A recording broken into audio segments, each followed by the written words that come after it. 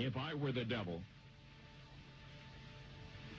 if I were the prince of darkness, I'd want to engulf the whole world in darkness, and I'd have a third of its real estate and 4/5 of its population, but I wouldn't be happy until I had seized the ripest apple on the tree, thee.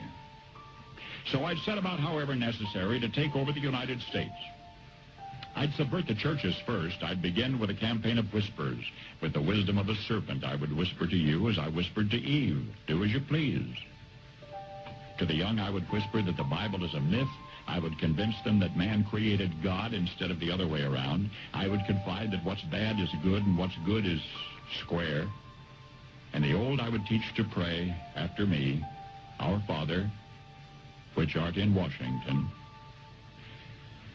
And then I'd get organized. I'd educate authors in how to make lurid literature exciting so that anything else would appear dull and uninteresting. I'd threaten TV with dirtier movies and vice versa. I'd peddle narcotics to whom I could. I'd sell alcohol to ladies and gentlemen of distinction. I'd tranquilize the rest with pills. If I were the devil, I'd soon have families at war with themselves, churches at war with themselves, and nations at war with themselves, until each in its turn was consumed. And with promises of higher ratings, I'd have mesmerizing media fanning the flames.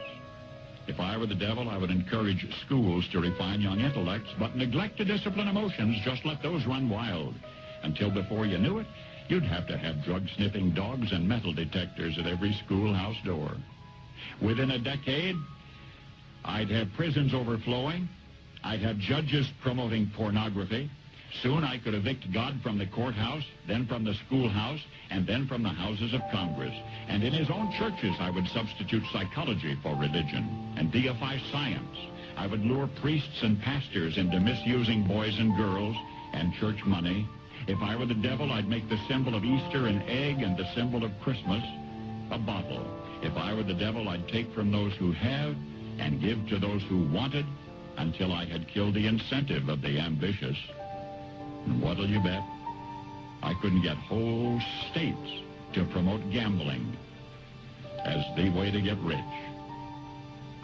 I would caution against extremes in hard work, in patriotism, in moral conduct. I would convince the young that marriage is old-fashioned, that swinging is more fun, that what you see on TV is the way to be.